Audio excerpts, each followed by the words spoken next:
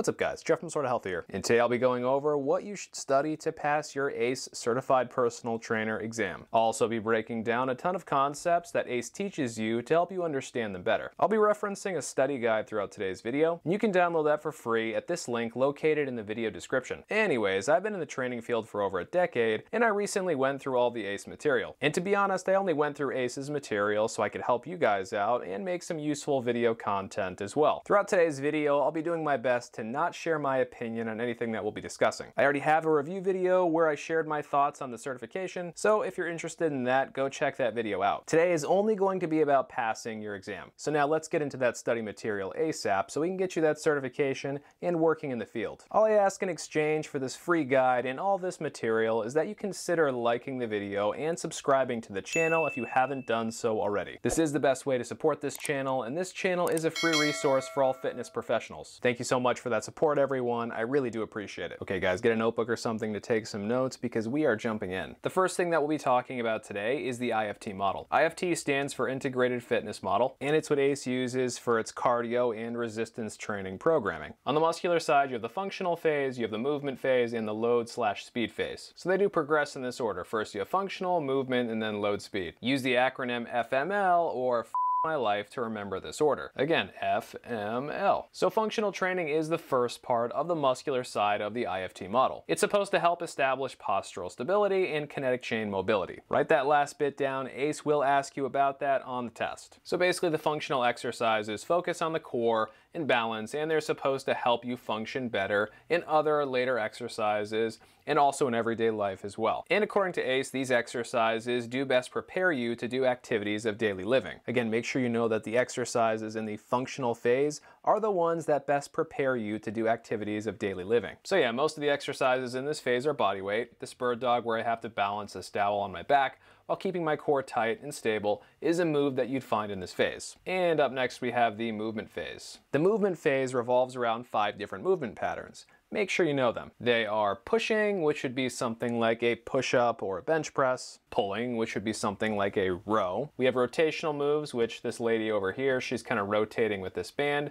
so that would be a rotational move. We have the bend and lift, which is just a squat. And then we also have single leg movements, and those would be things like lunges or step-ups or split squats. The idea with this phase is that you start these 5 movements off with very light weight, really just body weight at first, and then you slowly increase the resistance over time. And the load speed phase is similar to the movement phase. I think this should say in that it includes these 5 movements. So the load speed phase also includes these same 5 movements that we just talked about in the movement phase. In the load speed phase, there is also more of a focus on explosive plyometric moves as well. Basically, if ACE asks you about a movement where someone is jumping, sprinting, or throwing a medicine ball, it's occurring in this load speed phase. And we're moving on to the cardiorespiratory side of the IFT model. First you have the base phase, then we go to the fitness phase, and after that we have the performance phase. So the base phase is light to moderate intensity, and you want to maintain an RPE or a rate of perceived exertion of a 3 to 4 on a 1 to 10 scale while keeping the focus on enjoyment. So these workouts are slow and steady, and they're not really that hard. So you want to keep the intensities below VT1 or ventilatory threshold 1. Basically, if they can talk comfortably, they're where they're supposed to be in this phase. And once they can complete 20 minutes of cardio like this while being able to talk comfortably, then they can move to the next phase, which is fitness training. So once again, once your client can perform light to moderate intensity cardio for 20 plus minutes at least 3 times per week, they can go to the fitness phase. Notice how I keep saying this, write it down, you need to know it. So in the fitness phase, your clients will be around an RPE of 5 to 6 on a 1 to 10 scale, and the intensity of the work is between VT1 to just below VT2. VT1 is the point at which it becomes tough to talk during cardio, and VT2 is the point where lactate or that tired acidic feeling accelerates faster than the body can remove it. VT2 is basically where things get very challenging. And hopefully by looking at this chart, you can see that these 2 points are where ventilation starts to increase at a more than linear rate. Again, because a linear rate would kind of go up like that, and these 2 points, well, they make it go up at a much steeper rate. Anyway, since we're still talking about this middle phase, the fitness phase, any form of interval training begins in the fitness phase. Keep in mind we're only talking about moderate difficulty interval work since we are still at an RPE of 5 to 6. RPE, again, standing for rate of perceived exertion, so basically it's just your client's interpretation of how tough the exercise is. Anyway, the last phase on this cardiorespiratory side is performance. And this phase is for clients who have endurance or performance objectives. This phase is for marathoners, cross-country skiers, anytime you have someone doing something really intense, preparing for an event.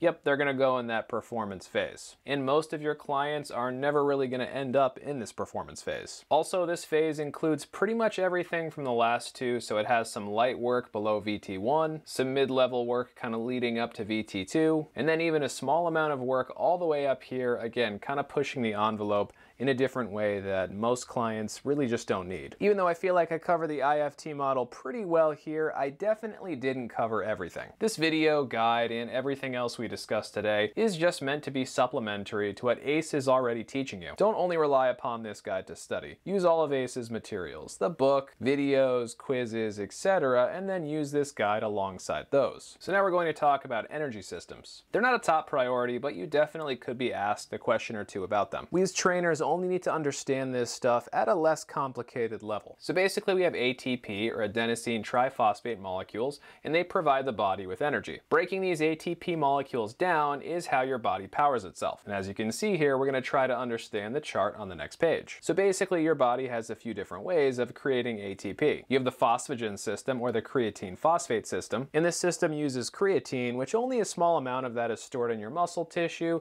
and it uses that to create ATP. So the creatine phosphate system is shown in red here, and it powers the body for about 10 seconds, and after that it kind of peters out. The system is anaerobic, meaning that it does not require oxygen. Many lifting and sprinting exercises primarily rely upon this energy system, and that's why creatine actually does work as a supplement. Next up we have anaerobic glycolysis, and this system primarily powers your body for 10 to 60 seconds. This range can vary a bit depending on what resource you're looking at, so just keep that in mind. And basically this system uses glucose to create ATP, and that's why you see glycolytic right here, glycolytic meaning glucose. The last system we have here is aerobic glycolysis. And since I said aerobic as opposed to anaerobic, this system does actually require oxygen. And this system should be the dominant one for creating ATP, starting around a minute. Sometimes it could take a little longer, maybe 120 seconds at the most. But yeah, for long-term exercise, this is the one that's going to take over. In this system, carbs or fats are burned for energy production, or ATP. And this pathway occurs in the mitochondria, or the powerhouse of the cell. So we're moving away from the technical stuff, and we'll be talking about some of the social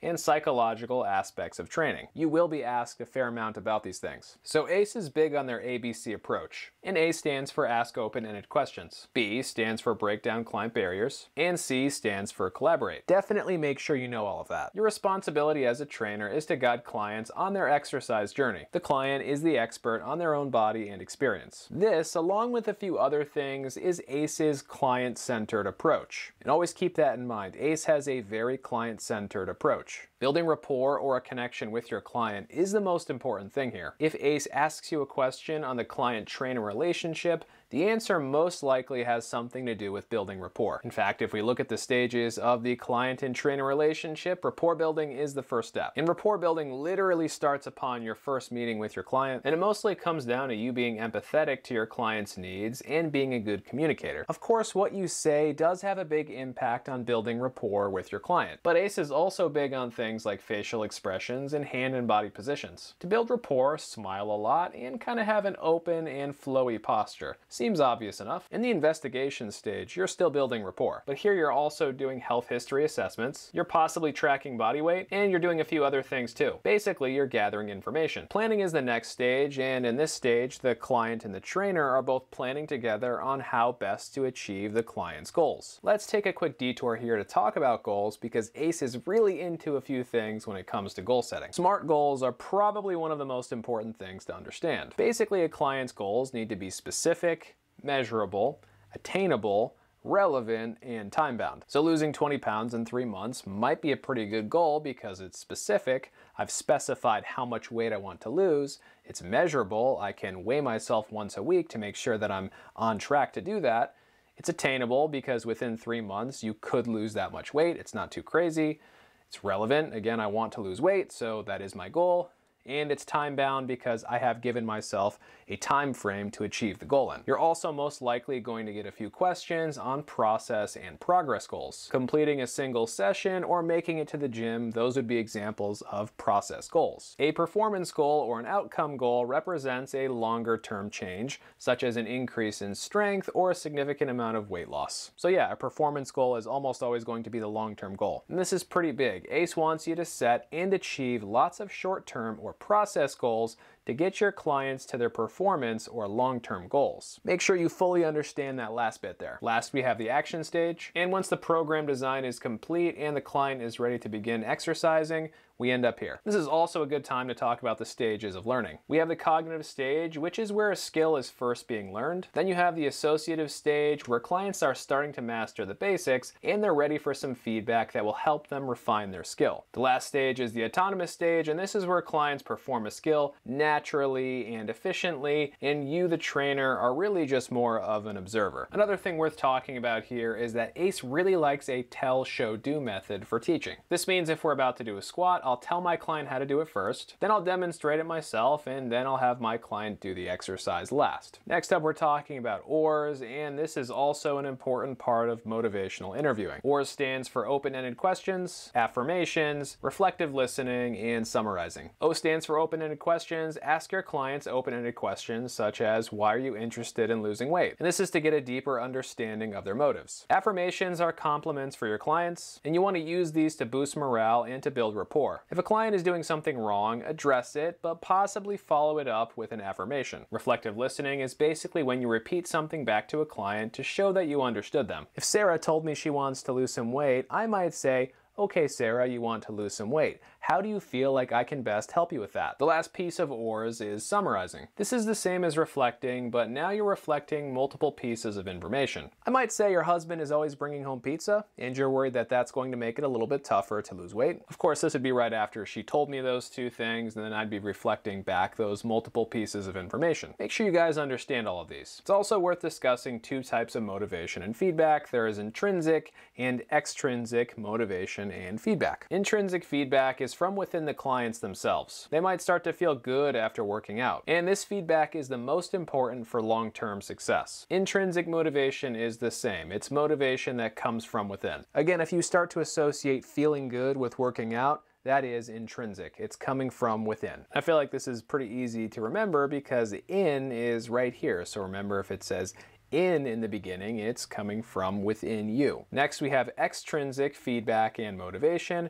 and those come from the outside. If I congratulate you for completing a workout, like giving you a high five, that's extrinsic feedback. If you could win 5 free sessions for losing 20 pounds in 2 months, again, that's extrinsic feedback. That's motivation coming to you from the outside. Boy, oh boy, next up is the trans-theoretical model. And for better or worse, that is definitely something you will be asked at least a few questions about. There are 5 stages in this model. And those 5 stages are pre-contemplation, contemplation, preparation, action, and maintenance. First one we have is pre-contemplation, where people are physically inactive. And these people are not intending on beginning an exercise program, and they don't see exercise as worth their time. Next up, we have contemplation, and these are people who are inactive, but they are thinking about becoming more active in the next 6 months. Basically, they're still weighing the pros and cons of exercise, but they are starting to consider the benefits. Next thing we have is preparation, and people in this stage are doing some physical activity and preparing to adopt a more consistent activity program. Basically, anybody who's only exercising sporadically, but they're ready to have a more active lifestyle, well, they would go here in this preparation stage. Then we have the action stage, and people are in this stage when they're doing regular physical activity, but they haven't been doing it for more than 6 months yet. Lastly, we have the maintenance stage, and people should say in here, not on, in this stage have been working out consistently for longer than 6 months. So on the test, you'll have to be able to identify where a client is within these 5 stages. Are they in the pre-contemplation phase, the preparation phase, etc.? For example, if I'm not active at all and I have no intention of becoming active, I would be in this pre-contemplation stage. If I'm doing some physical activity but it's inconsistent and I want to exercise more, I'm in the preparation stage. And the last thing that we'll talk about here is the health belief model. And I'm not going to break all of this down because I think they're less likely to ask you questions on all of this stuff here. But I think it's important to know that people are more likely to change behavior because of a threat rather than perceived benefits. So the perceived severity of a disease like diabetes or a person's perceived susceptibility to diabetes, well, that's a lot scarier and more likely to get them to exercise compared to, again, something like the perceived benefits. Alright guys, now it is time to talk about pre-participation screening. I know we're decently far into this video and we haven't even really talked about exercise yet. Blame ACE for that one, not me guys. In my opinion, this stuff is boring, but pay attention because ACE is definitely going to ask you a few questions about these things. First up, we have the PAR-Q, aka the Physical Activity Readiness Questionnaire. It's a self-guided tool, meaning your client fills it out, and it tells your client and you if it's safe for them to exercise by asking them a bunch of health-related yes or no questions. Definitely take note of everything that I just said. A PAR-Q question is very likely to come up on your final exam. Next up, we have the Lifestyle and Health History Questionnaire. It's similar to the PAR-Q, but it's not yes or no questions. It gets you more detailed information on your client. Things like what medications they're taking, family history, etc. Those are all covered. You also have the Informed Consent or the agreement to participate. This is exactly what it sounds like. It's you getting your client to agree to participate in an exercise program. It's also important to have clients sign this for liability reasons, meaning it could protect you legally. There are also medical release forms. These are from a physician and they go over limitations a client may have. According to ACE, if a client has a known cardiovascular, metabolic, or renal disease, or if they even have any signs or symptoms of those 3 things, you should get a doctor's clearance before beginning an exercise program. Next up, we're talking about planes of motion and movement. Before we get into those planes of motion and movement, there are some important things for us to quickly discuss here too. For example, we have these anatomical directions, superior being toward the head of the body, inferior being lower or further away from the head, anterior being the front of the body, posterior being the back of the body, medial being towards the midline of the body, and lateral being away from the midline of the body, proximal being nearest to the trunk or the point of origin, and distal being furthest away from the trunk or the point of origin. Again, superior would be like my head is superior to my shoulder because it's higher up. Inferior, my shoulder is inferior to my head because it's lower. Anterior, again, is just the front of the body. Again, posterior is the back of the body. Medial would be towards the midline of the body. Lateral would be the opposite, so it's further away from the midline of the body. Proximal would be nearest to the trunk, so let's say this part of my upper arm is proximal relative to this part of my arm, and then distal is furthest away from the trunk, so my hand is distal relative to my elbow. You need to have a decent understanding of all of these different things before we can actually move into the other stuff. Anyway, we have 3 different planes. We have the transverse plane, the frontal plane, and the sagittal plane. The transverse plane divides the body into top and bottom halves. The frontal plane divides the body into front and back halves. And then we have the sagittal plane, which divides the body into left and right halves. Next up, we'll be talking about the movements that take place in each of these planes. In the sagittal plane, we have flexion, which is a decrease of the joint angle. We have extension, which is an increase of the joint angle. We have dorsiflexion, which is moving the top of the foot towards the shin. And then we have plantar flexion, which is moving the sole of the foot down towards the ground. So flexion would be this, because as you can see, I'm decreasing the joint angle here. It is going down. Extension is the exact opposite. Look, as the joint angle is expanding here.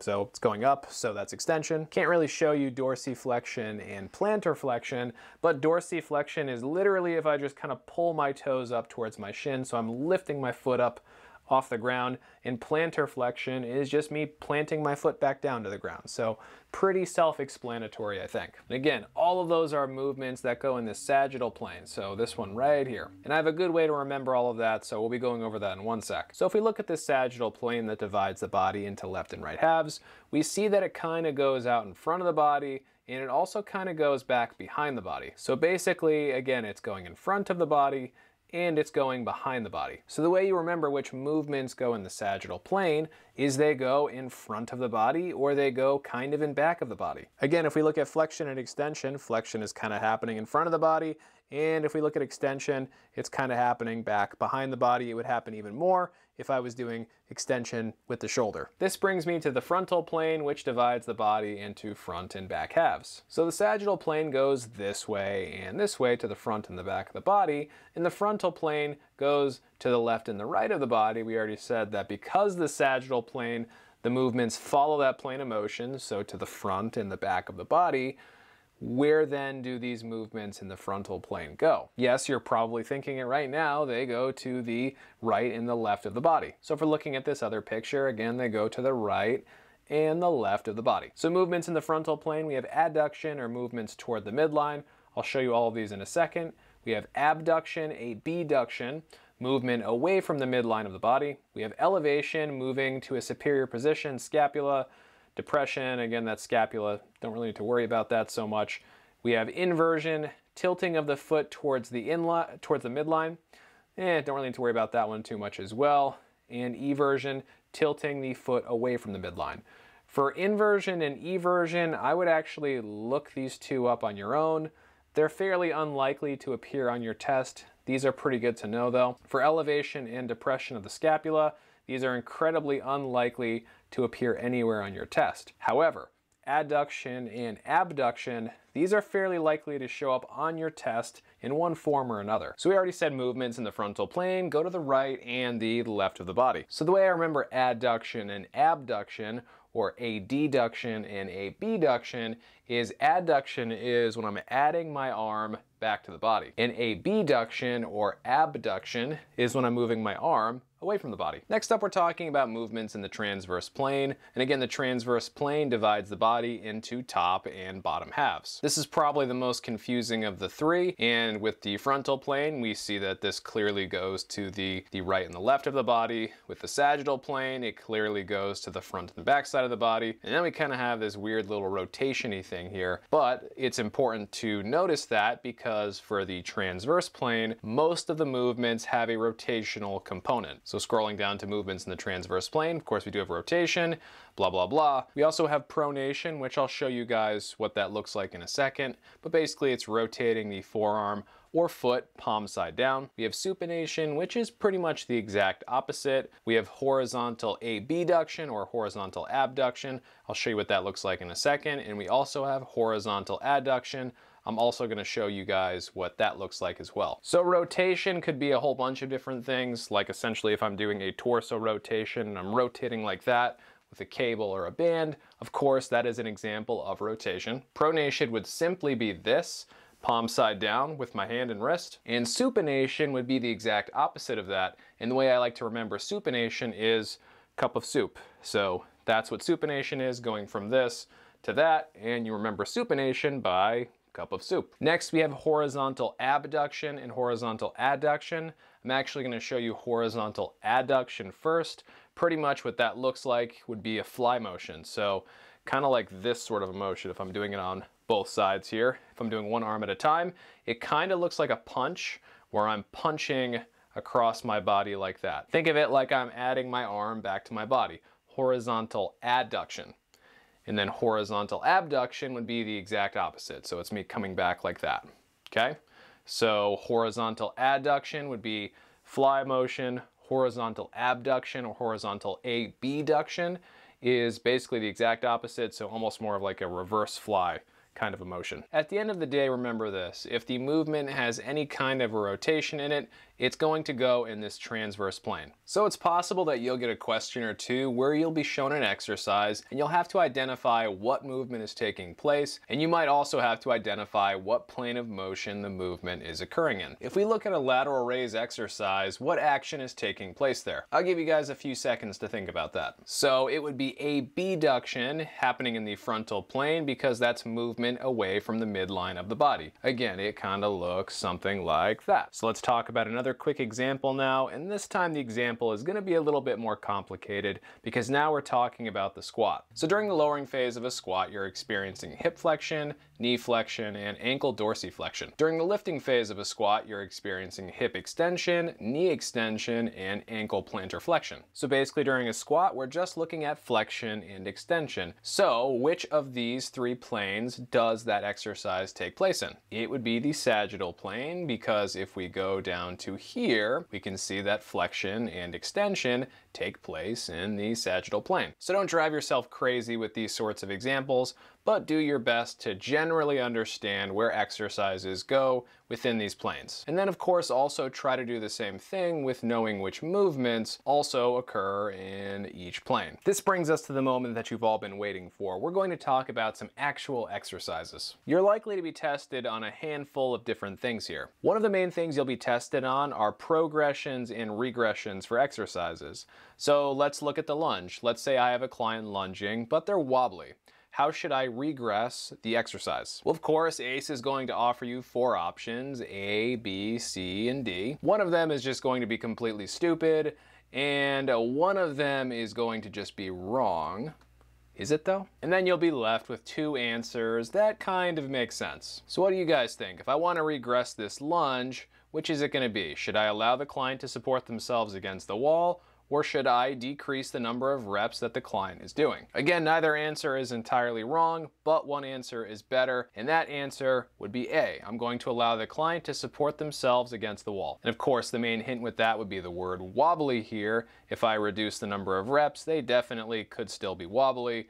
So really, the support against the wall is the better bet. I don't know though, this answer kind of makes a lot of sense too. Make sure you guys like the video. Anyway, now let's talk about a progression. Let's say I have a beginner client lunging and they're doing great, and I need to make the exercise harder. How should I progress the exercise? Should I A, have the client do jumping lunges, B, tell the client to perform the movement faster, C, subscribe to the channel, or D, give the client light dumbbells to hold on to while doing the exercise? I'm going to give you guys a few seconds to think about that. The correct answer to this one would be D, give the client light dumbbells to hold on to while doing the exercise. Now, of course, jumping lunges would also be an answer that does make some sense here, but that being said, you really wouldn't want to do jumping lunges with a beginner client. To make them just a little bit harder, yeah, you definitely want to just hand your client some light dumbbells to kick things up a notch. Let's look at another example here. Let's say I have a client who's squatting and leaning too far forward. Let's choose the best cueing advice to give this client. Should I A, tell the client their squat is a mess, B, tell the client to shift the weight back onto the ball of their foot, heels, and hips, C, hand the client light weights for increased stability, or D, stop the squat immediately and don't have that client do them anymore? Again, just like usual, there are a few answers here that could potentially make sense, but there is definitely one answer that is better than the rest. I'm going to give you guys a few seconds to think about that. So the best answer here is to tell the client to shift the weight back onto the ball of their foot, heels, and hips. So in no situation would it really be good to tell your client that their squat is a mess anyways, but ACE is very much against negative information towards your client during cueing. So if you ever see negative information towards your client during cueing, you can pretty much cross that right off and know that that's not the correct answer. If a client's already unstable, one thing I almost certainly wouldn't do is hand them more weight, because in all likelihood, that would make them even more unstable, or at the very least, you're just adding extra weight onto that instability that's already there. And stopping the squat immediately wouldn't really be totally out of the question, but not having that client do them anymore, of course, that's a little bit extreme. So this answer here definitely makes the most sense. ACE is also likely to give you a few examples where you have underactive and overactive muscle groups in a certain exercise. So let's take a look at what some of that could look like. So if we're looking at that same client that we were just talking about, someone who's squatting and leaning too far forward, let's talk about what muscles are likely to be overactive and which ones are likely to be underactive. There's a little bit more to think about here. So A, overactive would be the hip flexors, and underactive would be the TFL, tensor fasciae lata, B, overactive would be the glutes. Underactive would be the hamstrings. C, overactive would be the hip flexors. And underactive would be the glutes. And then D, overactive would be the glutes. And underactive would be the adductors. I'm going to give you guys a few seconds to think about that. Try to choose the best answer. So if a client is leaning too far forward during their squat, most likely the hip flexors, the muscles on the front side of the legs here, they're going to be overactive. And most likely the underactive muscles, or at least one of them, would be the glutes, the muscles on your butt. And if you think about someone who's leaning too far forward during a squat, it kind of makes sense, right? It's those over tight quad muscles that are kind of pulling them forward, and those glutes, they're just not strong enough to pull things backwards. And I'm not saying you guys need to be experts on all of this stuff, but if you have a general idea of what the major muscle groups do and where they're located, most of this stuff is just common sense, and you can figure it out with a little bit of problem solving. Okay, so next up we're going to talk about agonists and antagonists. An agonist is the prime mover or muscle that does most of the work during a specific exercise. An antagonist is the muscle that opposes the agonist. So the easiest example here is the biceps and triceps. I'm doing a biceps curl. The biceps are the agonists, meaning they do most of the work. The opposing muscle group, the triceps, would be the antagonist. So I'm going to bicep curl my cell phone a little bit here. And essentially when I'm doing this, my biceps, which are right here, are doing most of the work. They're the agonist or the prime mover because they are doing most of the work to move this cell phone. As I'm doing that movement, my triceps, which are located on the opposite side of my arm, they're shut off through a process called reciprocal inhibition. And it makes sense that that would be the case because as these muscles here are shortening and contracting, these muscles back here are lengthening, and they can't be all that strong in that lengthening position. Again, they're being shut off through a process called reciprocal inhibition. Make sure you know that one. And I also like the biceps and triceps example because pretty much everyone knows where the biceps and triceps are. Typically when you have an agonist, again we said the agonist of the biceps curl was the biceps, the antagonist is going to be on the opposite side of that same structure. Keep that in mind. So based on everything I just told you, if I'm doing a leg extension, what muscle group is the agonist and what muscle group is the antagonist? We're not even going to go multiple choice on this one because I think it's pretty obvious, so I'm just giving you guys a second or two to think about it. The agonist would be the quadricep muscles. They're the ones that are actually doing the leg extension. And the antagonist, the muscles that are being lengthened and shut off due to reciprocal inhibition, again, they're on the opposite side of the leg. Those would be the hamstring muscles. Then you also have synergists, which assist prime movers or agonists with movements. So coming back to this biceps curl, of course there are smaller muscles in my forearm and wrist that are also helping out with this movement. They're just not doing as much work as my biceps, so they would be synergists in this curling motion. On a different but related note, let's also talk about different types of muscle contractions. First up, we have static or isometric contractions. These contractions occur when there is no change in muscle length. And if we look at this person doing a plank here, they're not moving, so yeah, there is no change in muscle length going on. Everything is static or isometric. A concentric contraction is when the muscle shortens, and an eccentric contraction is when a muscle lengthens. As I'm doing a pec fly, my pec muscles are contracting concentrically because they are shortening and they are getting tightened. Again, as I go into this motion here, you can kind of see it happening. Yeah, they're shortening, they're contracting. That being said, on the back motion of the pec fly, those same pec muscles are now lengthening, and that is the eccentric portion of the pec fly. And you'll notice that most exercises do have a concentric and an eccentric portion. If I'm doing a bench press or a push-up, as I'm pushing, that would be the concentric portion because again, my pec muscles, that would be the prime mover of the movement. They're shortening as I'm pushing, and then on the way down like this, those same pec muscles are lengthening.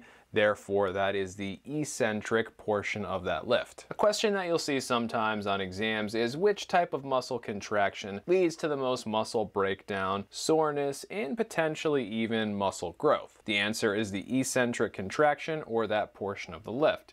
And lengthening that eccentric portion of the lift is more likely to lead to DOMS, delayed onset muscle soreness, and potentially even muscle gain. Another thing that's worth discussing is periodization. Periodization is a systematic planning of physical training.